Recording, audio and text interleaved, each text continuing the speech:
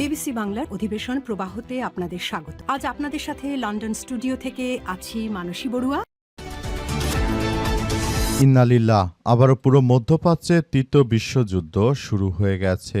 ইহুদিবাদী ইসরায়েলকে কোনোভাবেই ছাড় দিচ্ছে না ইরান এমনভাবে আক্রমণ করছে যে দখলদারেরা আসলে কোনো কিছুই করতে পারছে না। তেহরানের আকাশ প্রতিরক্ষা ব্যবস্থা আবার সক্রিয় করেছে ইরান, যাতে করে মার্কিন যুক্তরাষ্ট্র যদি তাদের উপর হামলা চালায় তাহলে ব্যর্থ হবে। ইহুদিবাদীদের চরমভাবে ধুলাই দিয়েছে এবং হরমুজ প্রণালী এখনও ইরানের নিয়ন্ত্রণে রয়েছে। আর মার্কিন যুক্তরাষ্ট্র তাদের সঙ্গে যুদ্ধ করতে এসে তাদের সব অস্ত্রভাণ্ডার ফুরিয়ে গেছে। এখন যুক্তরাষ্ট্র কোনোভাবেই কোনো কিছু করতে পারছে না। পরিস্থিতি তাদের জন্য খুবই শোচনীয় আকার ধারণ করেছে। আর এরই মাঝে আমাদের হাতে এসে পৌঁছেছে যুদ্ধের সর্বশেষ গুরুত্বপূর্ণ সবথেকে তাজা আপডেট সংবাদ আপনাদের জানিয়ে দিব। প্রথমেই জানাবো, তেহরানে আকাশ প্রতিরক্ষা ব্যবস্থা সক্রিয় করল ইরানের আকাশে ছোট ড্রোনের উপস্থিতি শনাক্ত হওয়ার পর তেহরান সহ আরও কয়েকটি শহরে আকাশ প্রতিরক্ষা ব্যবস্থা সক্রিয় করা হয়েছে। আজ স্থানীয় গণমাধ্যমের প্রতিবেদনে এই তথ্য জানানো হয়েছে। এরপর জানাবো, ইরান যুদ্ধে তলানিতে যুক্তরাষ্ট্রের অস্ত্রভাণ্ডার। ইরান যুদ্ধে যুক্তরাষ্ট্র এবং বিশ্বব্যাপী মজুদ থাকা অস্ত্রভাণ্ডারের একটি বড় অংশ শেষ হয়ে গেছে। দ্য নিউ ইয়র্ক টাইমসে প্রকাশিত এক প্রতিবেদনে এই তথ্য নিশ্চিত করা হয়েছে। এখন এই অস্ত্রগুলো নতুন করে তৈরি করতে যুক্তরাষ্ট্রের ট্রিলিয়ন ডলার দরকার। এদিকে যুক্তরাষ্ট্রের বাধা পেরিয়ে বন্দরে ভিড়ল ইরানের পণ্যবাহী জাহাজ। যুক্তরাষ্ট্রের অবরোধ এড়িয়ে ইরানের বন্দরে ভিড়েছে দেশটির পণ্যবাহী জাহাজ। যদিও ওমান সাগরে জাহাজটি আটকের চেষ্টা করেছিল যুক্তরাষ্ট্র, তবে তাদের বাধা অতিক্রম করে নিরাপদে বন্দরে পৌঁছাতে সক্ষম হয়েছে ইরানের এই জাহাজটি। জানাবো, ইরান যুদ্ধ ৩ কোটির বেশি মানুষকে দারিদ্র্যের দিকে ঠেলে দিচ্ছে। ইরানকে কেন্দ্র করে চলমান যুদ্ধের প্রভাবে জ্বালানি এবং সার সরবরাহে বড় ধরনের বিঘ্ন ঘটেছে, যার ফলে আগামী মাসগুলোতে বিশ্বজুড়ে ৩ কোটির বেশি মানুষ নতুন করে দারিদ্র্যে নিমজ্জিত হতে পারে বলে সতর্ক করেছে জাতিসংঘের উন্নয়ন কর্মসূচি বা ইউএনডিপির প্রধান আলেকজান্ডার ডিকো। এবং সর্বশেষ জানাবো, প্রথম দফায় ভোটে জয়ের ব্যাপারে আত্মবিশ্বাসী মমতা বন্দ্যোপাধ্যায়ের তৃণমূল। দাবি ১৫২ আসনের অন্তত ১২৫টিতেই তৃণমূল জয়লাভ করেছে এবং নরেন্দ্র মোদীর ভরাডুবি হয়েছে বলে এমনটা আশা প্রকাশ করা হয়েছে। প্রথম দফার ভোট গ্রহণ শেষ হতেই নিজেদের জয়ের বিষয়ে জোরালো দাবি তুলেছে তৃণমূল কংগ্রেস। দলটির নেতাদের মতে ১৫২টি আসনে ভোট হয়ে যাওয়ার পরেই তারা সরকার গঠনের খুব কাছাকাছি পৌঁছে গেছে। প্রিয় দর্শক, এতক্ষণ শুনছিলেন সংবাদ শিরোনাম, এবারে বিস্তারিত। তবে তার আগে বন্ধুরা অনুরোধ থাকবে, এই সংবাদটিতে একটি লাইক দিন। এই চ্যানেলে আপনি নতুন হয়ে থাকলে আমাদের সংবাদটি দেখতে দেখতে চ্যানেলটি সাবস্ক্রাইব করে রাখুন। কমেন্ট করে বন্ধুরা আপনার মূল্যবান মতামত জানিয়ে দিন আপনি বিশ্বের কোন দেশ থেকে বা বাংলাদেশের কোন স্থান থেকে আমাদের সংবাদটি দেখছেন এবং শুনছেন। আর বন্ধুরা, সংবাদটি আপনার সোশ্যাল মিডিয়া ফেসবুকে শেয়ার করে বন্ধুদেরও দেখার সুযোগ করে দিন। গাজা যুদ্ধে আপনি যদি নিরীহ ফিলিস্তিনিদের ভালোবেসে থাকেন, কমেন্টে ইয়েস লিখে পুরো বিশ্বকে আমাদের এই সংবাদটি দেখার সুযোগ করে দিন। এবারে বিস্তারিত।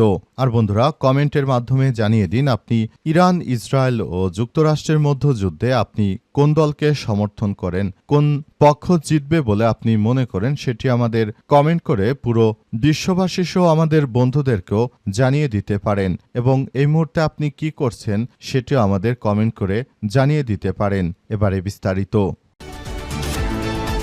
তেহরান আকাশ প্রতিরক্ষা ব্যবস্থা সক্রিয় করল। আলহামদুলিল্লাহ। ইরানের আকাশে ছোট ড্রোনের উপস্থিতি শনাক্ত হওয়ার পর তেহরান সহ আরও কয়েকটি শহরে আকাশ প্রতিরক্ষা ব্যবস্থা সক্রিয় করেছে ইরান। আজ স্থানীয় গণমাধ্যমের প্রতিবেদনে এই তথ্য নিশ্চিত করা হয়েছে। ফাস্ট নিউজ এজেন্সি জানিয়েছে, দেশজুড়ে একাধিক স্থানে ছোট ড্রোন শনাক্ত হওয়ার পর বিমান প্রতিরক্ষা ব্যবস্থা সক্রিয় করা হয়েছে।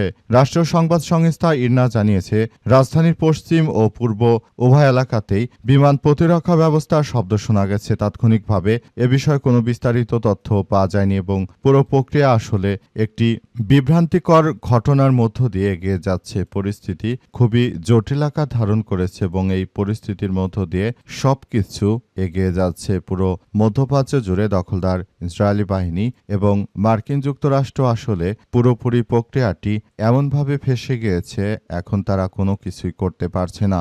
ইরানের বিরুদ্ধে যুদ্ধ করতে এসে মার্কিন যুক্তরাষ্ট্র পৃথিবীর ইতিহাসে সবথেকে বেশি ধরাশায়ী হয়েছে। তারা শুরু থেকে ইরানের বিরুদ্ধে আসলে যে প্রতিরোধ গড়ে তুলতে চেয়েছিল, আর মার্কিন যুক্তরাষ্ট্রে যেসব অস্ত্রশস্ত্র, গোলাবারুদ এবং বিমান রয়েছে সবগুলো আসলে দীর্ঘমেয়াদী যুদ্ধের জন্য মোটেও প্রস্তুত নয়। এগুলো তারা স্বল্পমেয়াদী যুদ্ধের জন্য তৈরি করেছে। তবে ইরানের সঙ্গে যখন প্রথম দফায় যুদ্ধ শুরু হলো এবং দেখল ইরান কোনো কিছুতেই আসলে পতনের দিকে যাচ্ছে না, তখন পুরোপুরি ফেঁসে গেছে মার্কিন যুক্তরাষ্ট্র এবং দখলদার ইসরায়েলি বাহিনীরা। তারা সরাসরি ফেঁসে যায়। আসলে মধ্যপ্রাচ্য জুড়ে দখলদার ইসরায়েলি বাহিনী ও মার্কিন যুক্তরাষ্ট্রের একদম ভ্যালু কমে গেছে। তারা এখন এসব কারণেই মূলত ইরানের সঙ্গে আসলে কোনোভাবেই কোনো কিছু করতে পারছে না।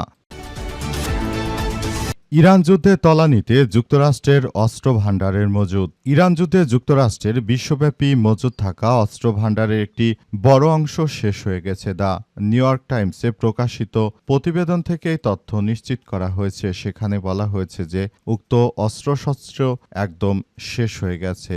অস্ত্রশস্ত্র আসলে মার্কিন যুক্তরাষ্ট্র এতদিন ধরে যেগুলো অস্ত্রশস্ত্র জমা করে রেখেছিল, যে অস্ত্রশস্ত্র দিয়ে তারা এতদিন ধরে শত্রুর মোকাবেলা করবে, কিন্তু প্রকৃতপক্ষে আসলে সেটি হয়নি। প্রকৃতপক্ষে সবকিছু একদম তছনছ হয়ে গেছে। পুরো মধ্যপ্রাচ্য জুড়ে দখলদার ইসরায়েলি বাহিনী ও মার্কিন যুক্তরাষ্ট্র তারা শুরু থেকে ইরানের বিরুদ্ধে যে ষড়যন্ত্রমূলক কার্যক্রম করার চেষ্টা করেছিল, এটি সম্পূর্ণরূপে ব্যর্থ হয়ে গেছে। মার্কিন যুক্তরাষ্ট্র পুরোপুরি আসলে ফেঁসে গেছে। তারা ইরানের বিরুদ্ধে গিয়ে কোনো কিছুই অর্জন করতে পারেনি, বরং তাদের বছরের পর বছর ধরে তৈরি করা সমস্ত অস্ত্রের ভাণ্ডার ইরানের সঙ্গে যুদ্ধ করতে গিয়ে একদম মাটির সঙ্গে মিশে গেছে। সমস্ত অস্ত্র ভাণ্ডারগুলো শেষ হয়ে যায়, বিপাকে পড়েছে মার্কিন যুক্তরাষ্ট্র। এর ফলে আগামী কয়েক বছর লেগে যাবে মার্কিন যুক্তরাষ্ট্রের এই অর্থগুলো আবার ফেরত আনতে। কিন্তু শুধু ফেরত নয়, বরং এই অস্ত্রগুলো আবার তৈরি করতে তাদের হাজার হাজার বিলিয়ন বিলিয়ন ডলারের অর্থ লাগবে। এই অর্থ তারা কোথায় পাবে, কিভাবে এত বিপুল পরিমাণ অর্থের ম্যানেজ তারা করবে, সেটা নিয়েই মার্কিন যুক্তরাষ্ট্রের মাথার ঘুম হারাম হয়ে গেছে। যুক্তরাষ্ট্রের বাধা পেরিয়ে বন্দরে ভিড়ল ইরানের পণ্যবাহী জাহাজ। যুক্তরাষ্ট্রের অবরোধ এড়িয়ে ইরানের বন্দরে ভিড়েছে দেশটির পণ্যবাহী জাহাজ। যদিও ওমান সাগরে জাহাজটি আটকের চেষ্টা করেছে যুক্তরাষ্ট্র, তবে তাদের বাধা অতিক্রম করে নিরাপদে বন্দরে পৌঁছাতে সক্ষম হয়েছে জাহাজটি। ইরানি গণমাধ্যমে প্রকাশিত প্রতিবেদনে বলা হয়েছে যে ওমান সাগরে মার্কিন যুক্তরাষ্ট্রের জাহাজটি আটকের চেষ্টা করে আধা সরকারি ফাস্ট নিউজ এজেন্সি জানিয়েছে যে চাল বহনকারী জাহাজটিকে ইরানের Islamic revolutionary guard corps IRGC নৌবাহিনীর সদস্যরা পাহারা দিয়ে নিয়ে আসে। ইসলামাবাদে প্রথম দফা শান্তি আলোচনা ব্যর্থ হওয়ার পর ইরানের বিরুদ্ধে নৌ অবরোধ জারি করে যুক্তরাষ্ট্র। এরপরই আসলে ইরানের জাহাজগুলোকে মার্কিন যুক্তরাষ্ট্র ধরে ধরে তারপর সেগুলোকে ফিরে দেওয়ার চেষ্টা করে। কিন্তু পরিস্থিতি আসলে খুবই জটিল আকার ধারণ করার মধ্য দিয়ে আসলে সবকিছু এগিয়ে যাচ্ছে। এরপর ইরানের ইসলামী বিপ্লবী গার্ড বাহিনীর সদস্যরা তারা পুরোপুরি এই প্রক্রিয়ার মধ্য দিয়ে যায় এবং পরিস্থিতি আসলে নিয়ন্ত্রণ করার চেষ্টা চালিয়ে যায়। পরিস্থিতি অত্যন্ত জটিল আকার ধারণ করেছে এবং সবকিছু নস্যাৎ হয়ে যাচ্ছে। পুরো মধ্যপ্রাচ্য জুড়ে আমেরিকা এবং দখলদার ইসরায়েলি বাহিনী তারা যে ধরনের কার্যক্রম শুরু করেছে, এর জন্য আসলে দখলদারেরা পুরোপুরি ফেঁসে গেছে। তারা আসলে কোনো কিছুই করতে পারছে না। পরিস্থিতি অত্যন্ত জটিল আকার ধারণ করেছে এবং এর জন্য জায়নবাদী দখলদার ইসরায়েলি বাহিনী তারা কোনো কিছুই করতে পারেনি। পুরোপুরি আসলে পরিস্থিতি একদম থমথমে অবস্থা বিরাজ করছে। সবকিছু নস্যাৎ হয়ে গিয়েছে। মার্কিন যুক্তরাষ্ট্র শুরু থেকে যে ধরনের কার্যক্রম শুরু করেছিল, আসলে এই কার্যক্রমের মধ্য দিয়ে তারা যেতে পারছে না। মূলত একদম ধূলিসাৎ হয়ে গেছে। তারা পুরোপুরি সবকিছু তছনছ করে দিয়েছে ইরানের ইসলামী বিপ্লবী গার্ড বাহিনীর সদস্যরা। দখলদারদের যে কোনো মূল্যে প্রতিহত করবে ইরানের এই বিপ্লবী গার্ড বাহিনীর সদস্যরা। ইরান যুদ্ধ ৩ কোটির বেশি মানুষকে দারিদ্র্যের দিকে ঠেলে দিচ্ছে। ইরানকে কেন্দ্র করে চলমান যুদ্ধের প্রভাবে জ্বালানি ও সার সরবরাহে বড় ধরনের বিঘ্ন ঘটছে, যার ফলে আগামী মাসগুলোতে বিশ্বজুড়ে ৩ কোটির বেশি মানুষ নতুন করে দারিদ্র্যে নিমজ্জিত হতে পারে বলে সতর্ক করেছে জাতিসংঘের উন্নয়ন কর্মসূচি ইউএনডিপি প্রধান আলেকজান্ডার ফিডেকো। তিনি জানিয়েছেন যে ইরান যুদ্ধ শুরু হওয়ার পর থেকে এই যুদ্ধ কবে শেষ হয় সেটা বলা যাচ্ছে না, ইতিমধ্যে শুরু হয়ে গেছে। এটি ৩ কোটির বেশি মানুষকে দারিদ্র্যের দিকে ঠেলে দেবে। তিনি আরও জানিয়েছেন কয়েক মাসের মধ্যেই খাদ্য নিরাপত্তা পরিস্থিতি চরমে পৌঁছাবে এবং তা মোকাবেলা করা অত্যন্ত কঠিন হয়ে যাবে। ডিকো আরও উল্লেখ করেছেন যে এই সংকটের প্রভাব ইতিমধ্যেই বৈশ্বিক মোট দেশজ উৎপাদন বা জিডিপির প্রায় 0.5 থেকে 0.8% ক্ষতিগ্রস্ত হয়েছে। ফলে তিনি যে অগ্রগতি গড়ে তুলতে দশক লেগে যায়, যুদ্ধের মাত্র কয়েক সপ্তাহে তা ধ্বংস হয়ে যেতে পারে। এদিকে হরমুজ প্রণালী দিয়ে সরবরাহকারী জাহাজ নিরাপদে চলাচল নিশ্চিত করতে জাতিসংঘের মহাসচিব অ্যান্টোনিও গুতেরেসের প্রস্তাব এখনও কার্যকর হয়নি বলে জানিয়েছে ফ্রান্স 24 পাসরু।